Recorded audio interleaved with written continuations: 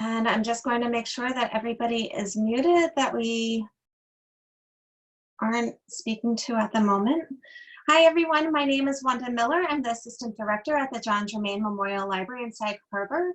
I've been conducting a series of local spotlight interviews to capture the experiences of our community during the COVID-19 epidemic or pandemic.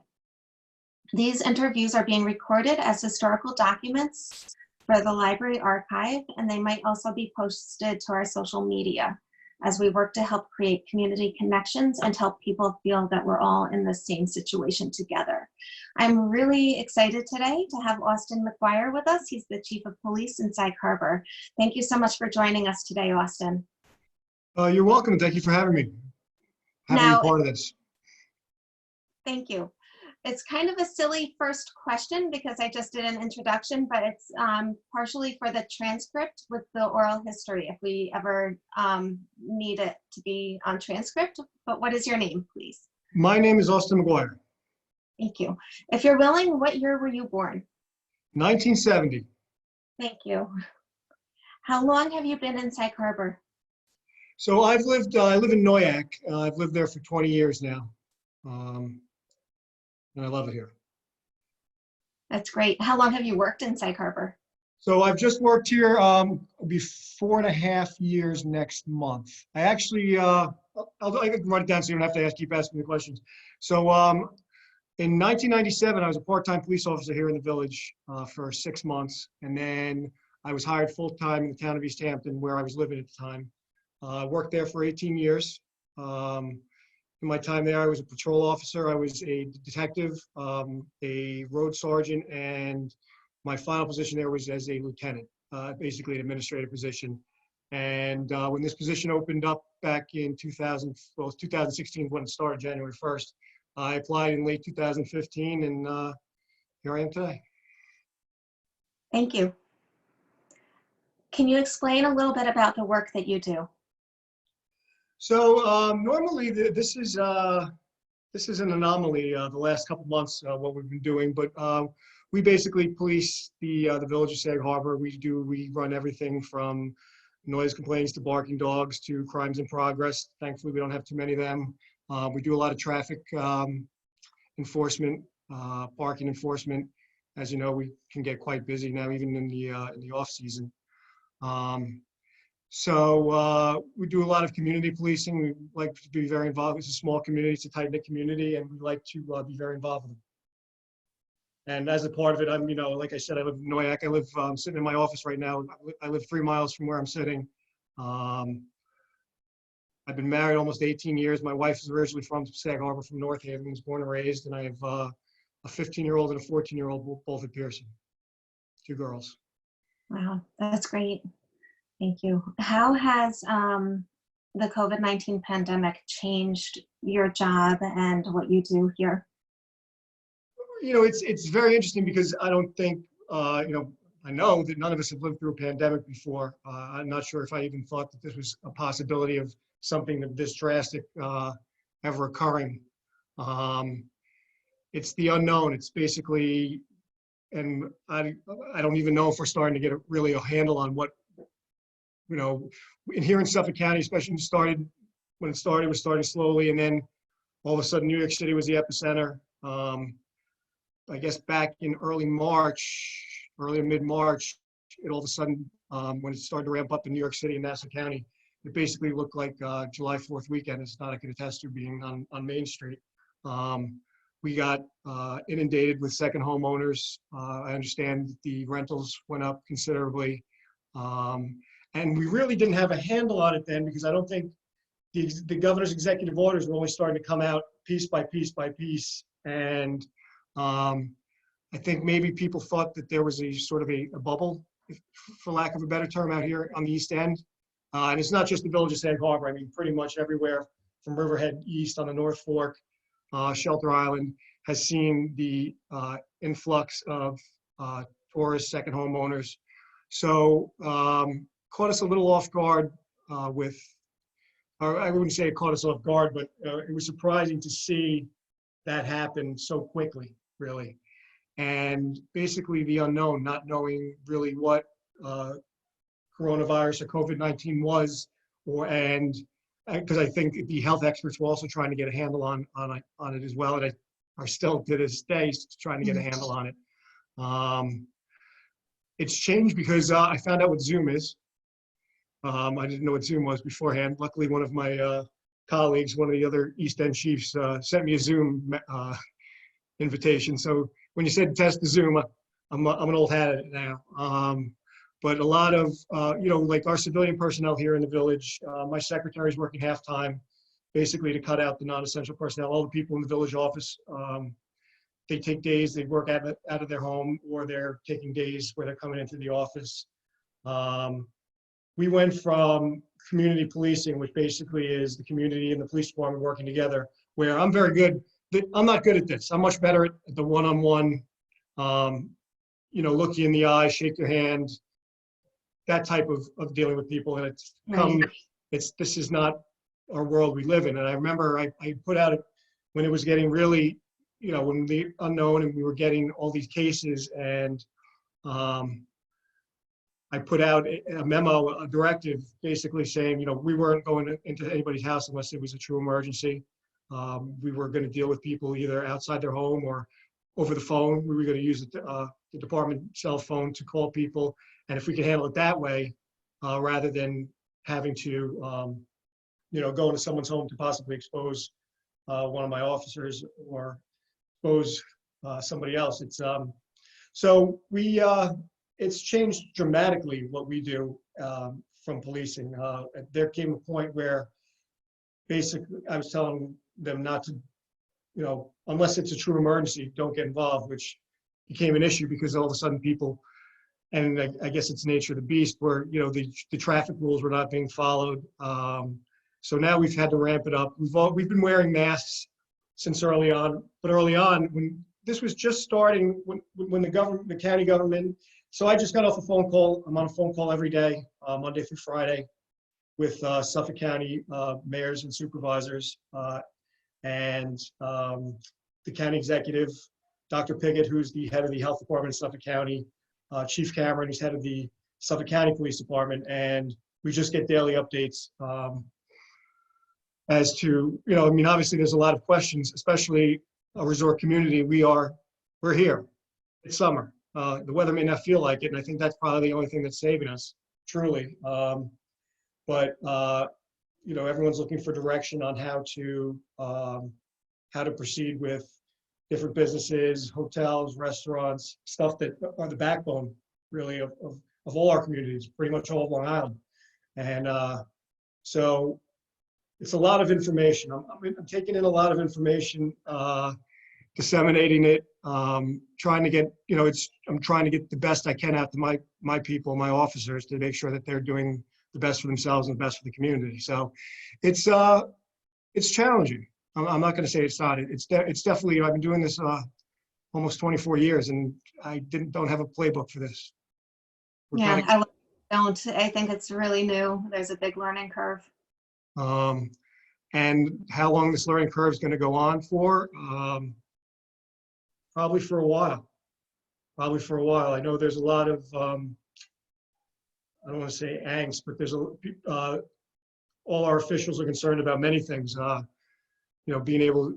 Talking about the possibilities of giving some leeway on taxes, payment of taxes and stuff when people are out of work. And I know that the governor has done stuff with rent, mortgages, so to try to help out keep people with their heads above water, quite frankly.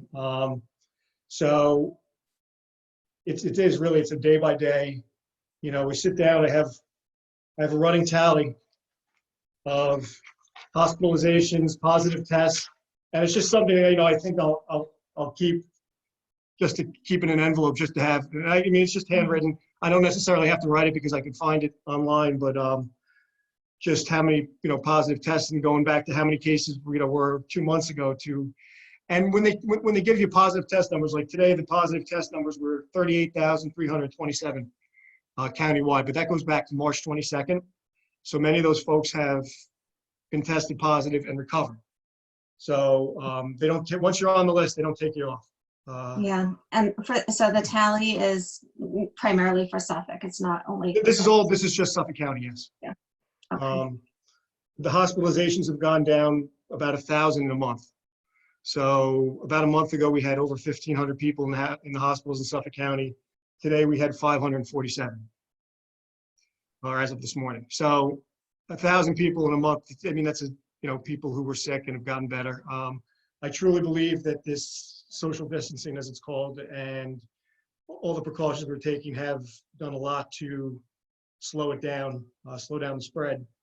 And I just don't know, because I don't think the medical professionals know, is the heat going to help it? Is salt water going to help it? I mean, the big questions are protocol at the beaches, protocols for lifeguards, parking.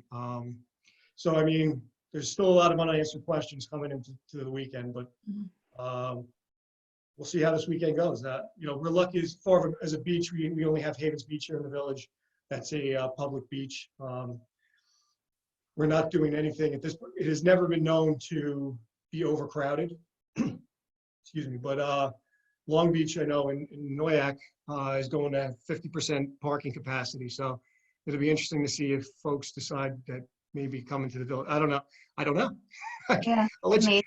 You want to get back on next Tuesday? I'll let you know how it went. Yeah. So there's a lot of unknowns. I mean, we're handling it. We're mitigating. I mean, this is what we do. We handle emergencies. We handle difficult situations, and it's just kind of a shift of what we do. But we're getting along. Yeah. And I think you already answered this, but have you experienced anything that was like this before? So in my police career, I've actually been involved in the 95 wildfires. I was a volunteer with East Hampton Ambulance. I went to the 95 wildfires. It was right before I became a police officer. And I remember thinking to myself, the enormity of it. Wow, I'm never going to see anything like this again in my life.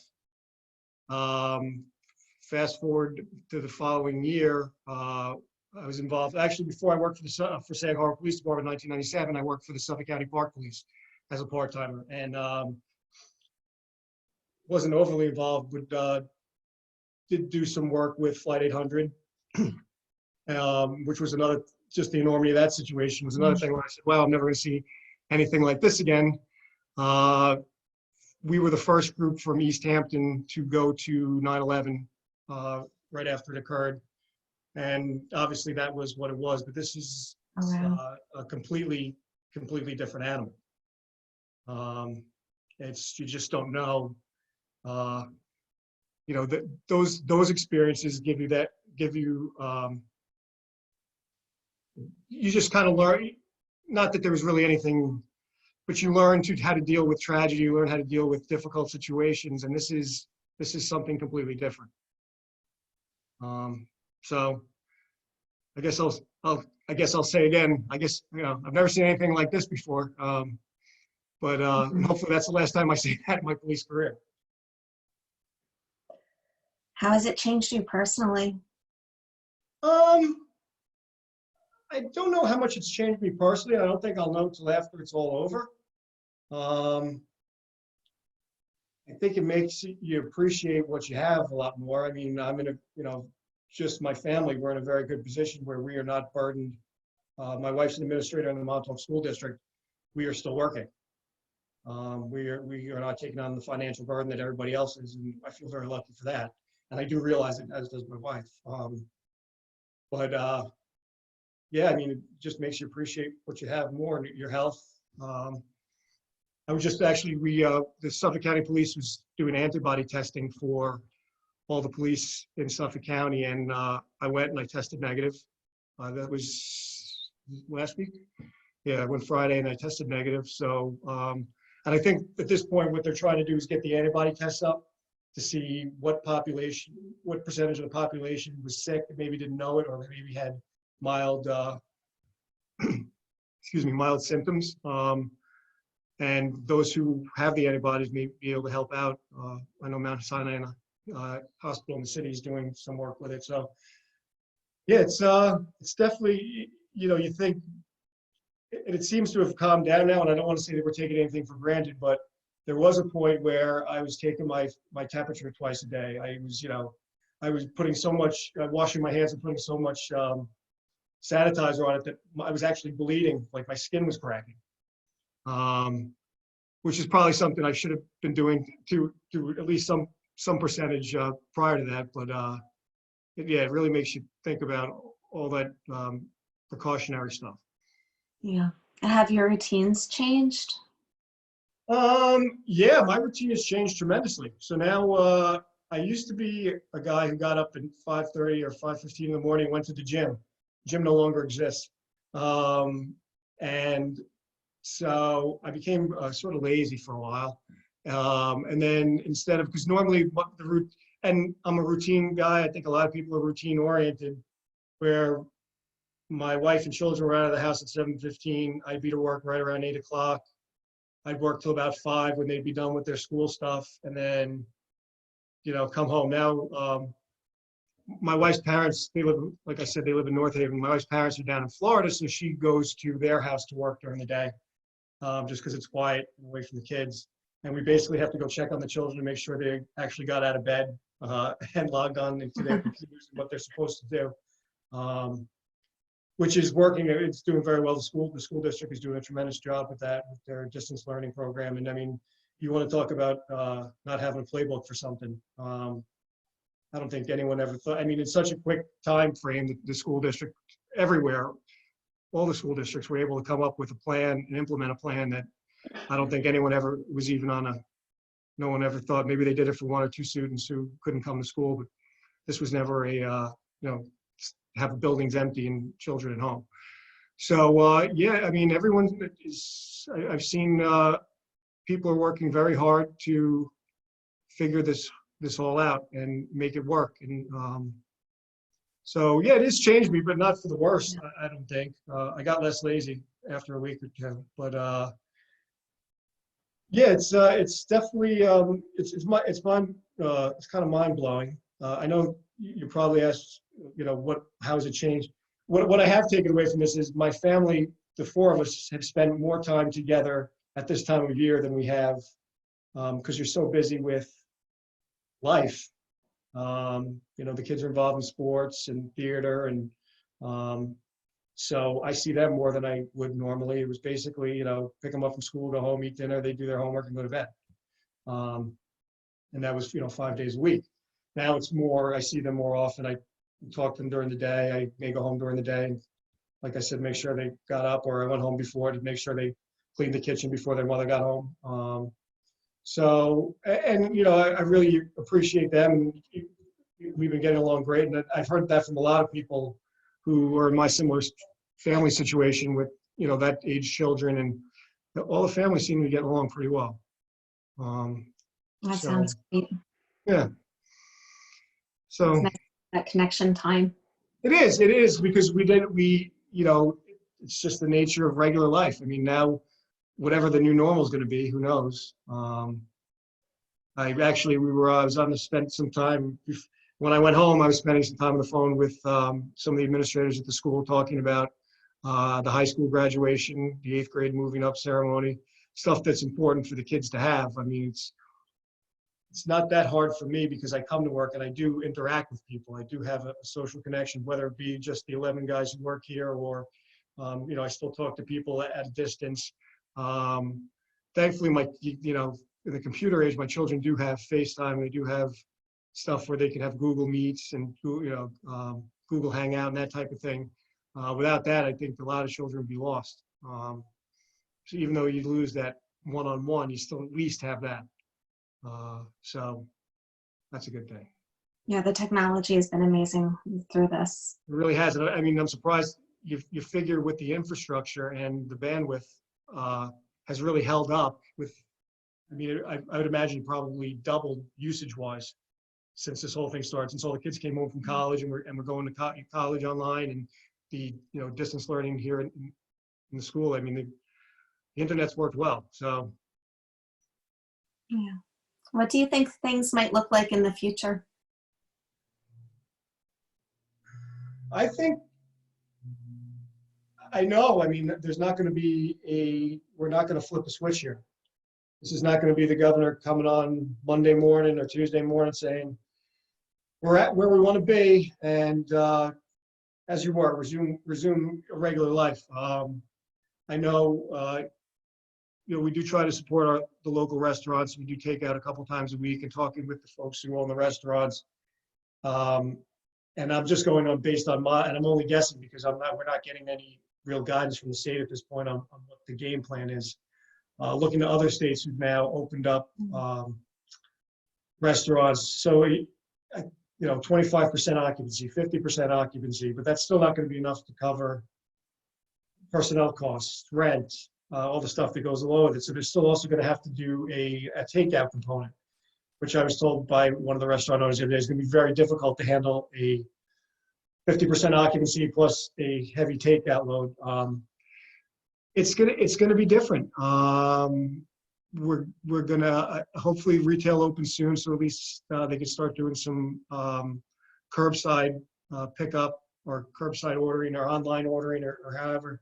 But it's not going to be. I mean, it's eerie. I'm looking at over there is I have a monitor of cameras on Main Street, and normally even this time of night in the spring you would have probably 3/4 of the spots filled, and there's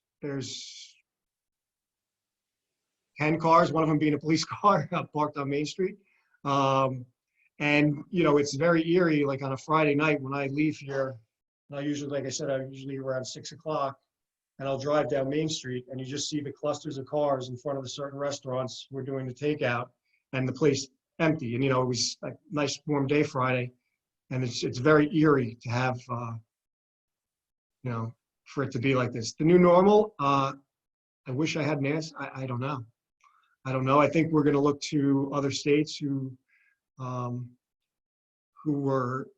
didn't have the infections that we had and didn't have the illness that we had, who are able to now move forward and see how they do.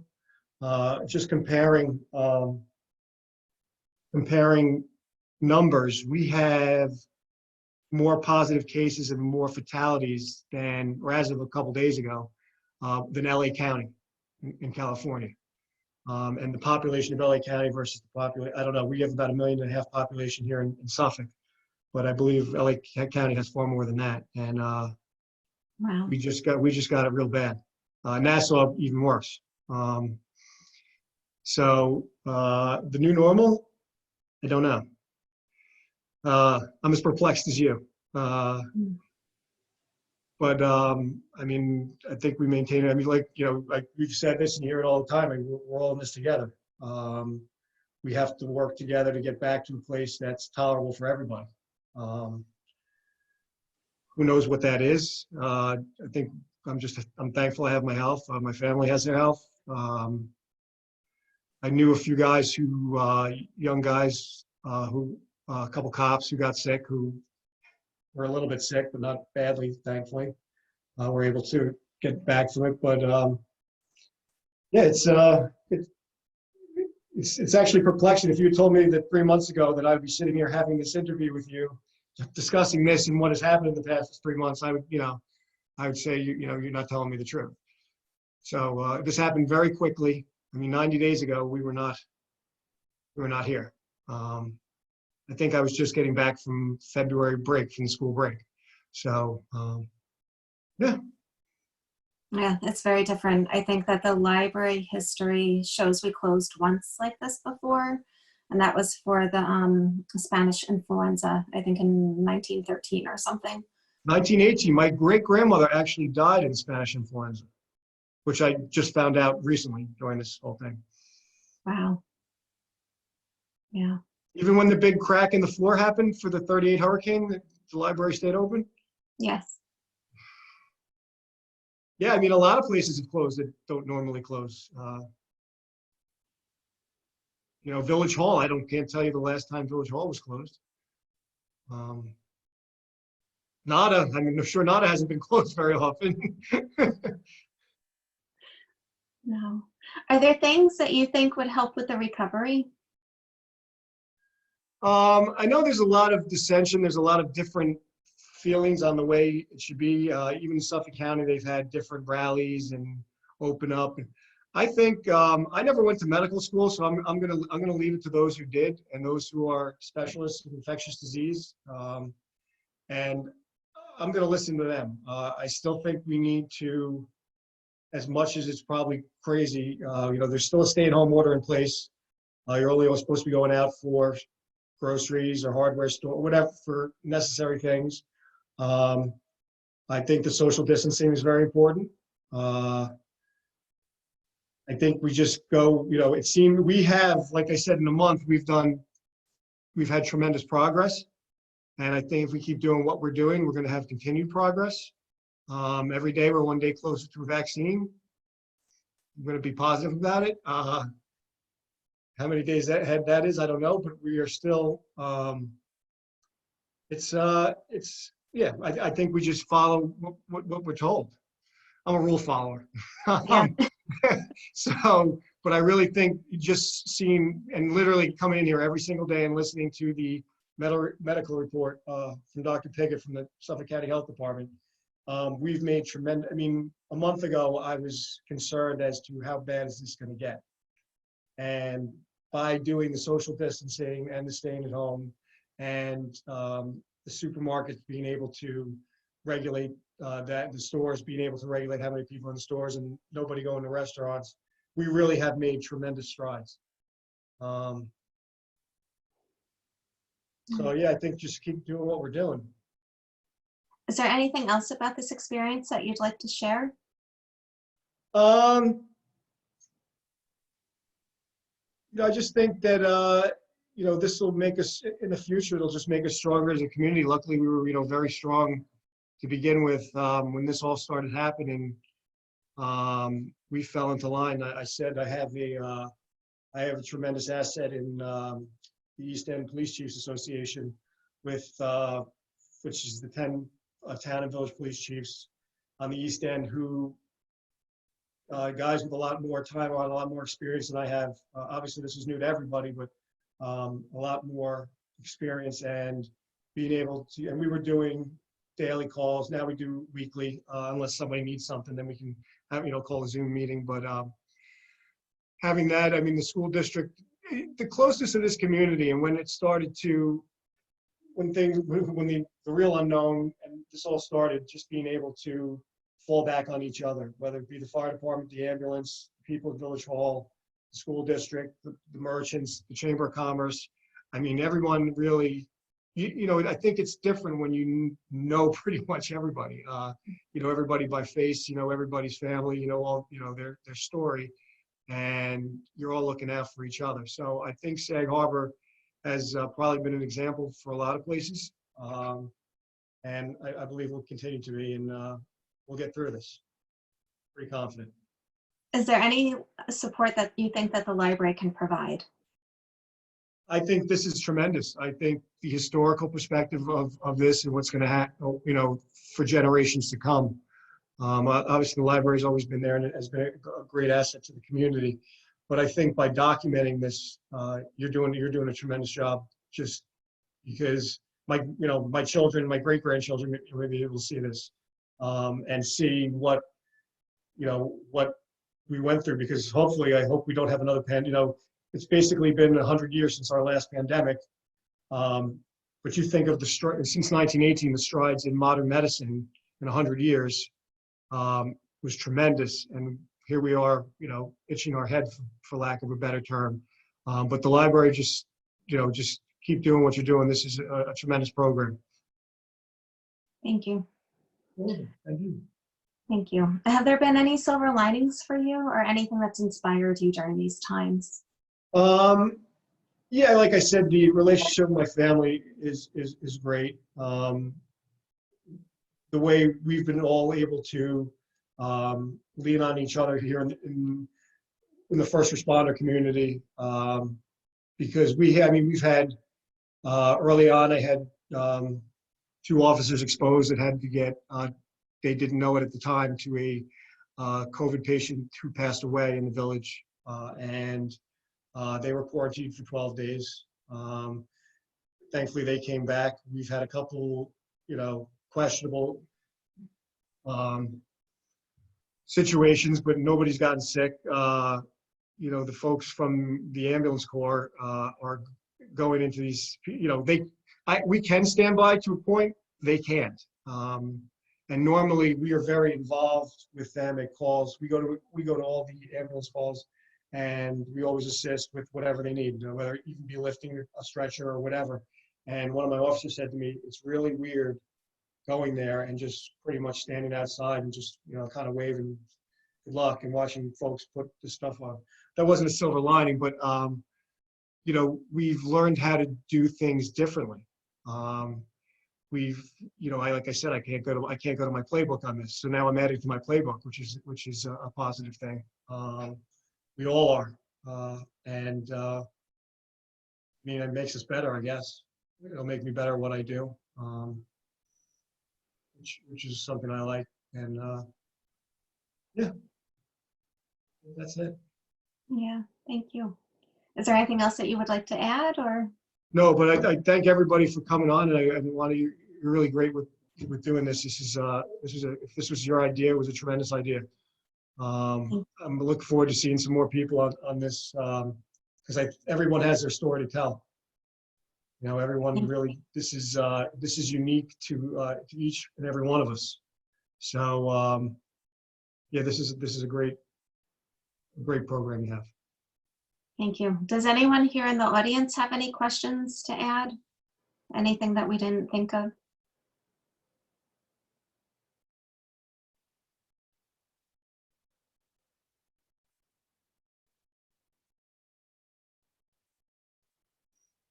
Let's see. It looks like Catherine O'Sullivan.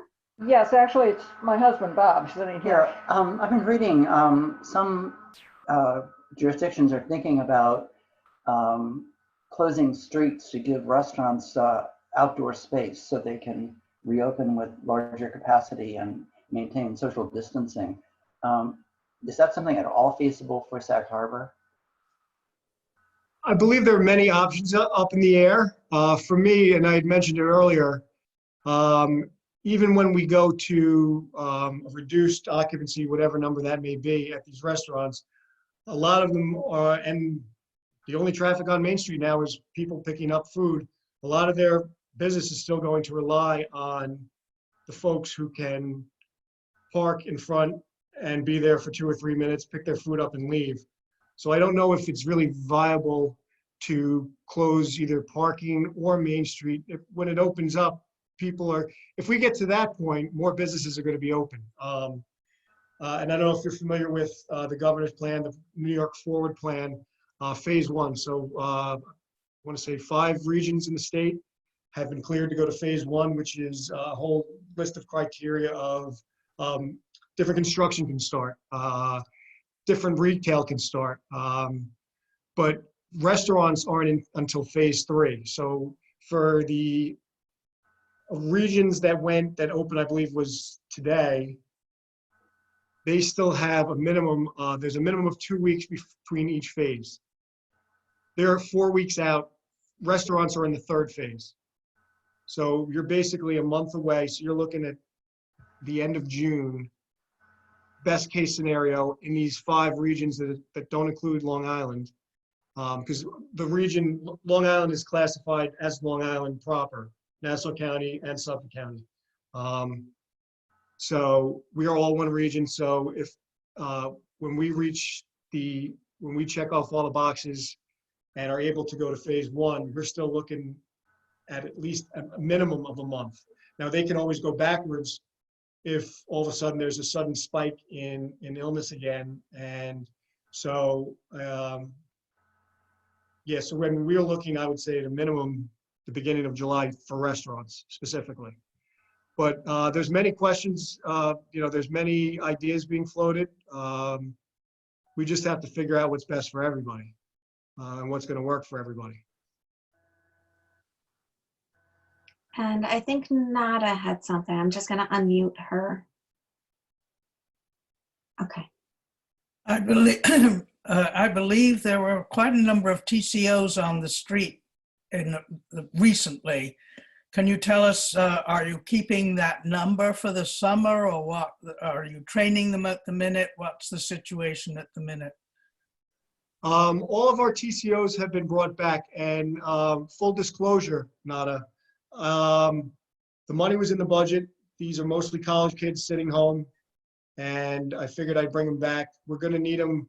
They're going to be our social distance ambassadors, so to speak. They're older kids, meaning that they're in college.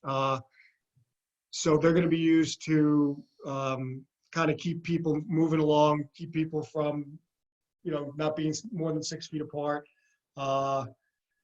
We haven't had too many parking issues. I ride the village every Saturday, Sunday just to see what's going on, and it doesn't seem like all the spots were full. If it comes to a point where we have to start doing the parking enforcement again, we'll do that as well. But at this point, we're just going to use them for keeping traffic flowing, the crosswalks, and also for the social distancing, and kind of be ambassadors out on the street. And you'll see the police officers out there more as well, doing the same thing. Excellent. No complaints. Well, thank you, Nat. I appreciate that. Any other questions?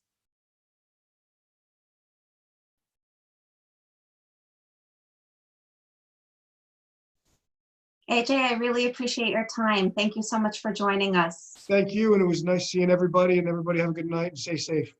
Take Thank care. you. You Bye-bye. too.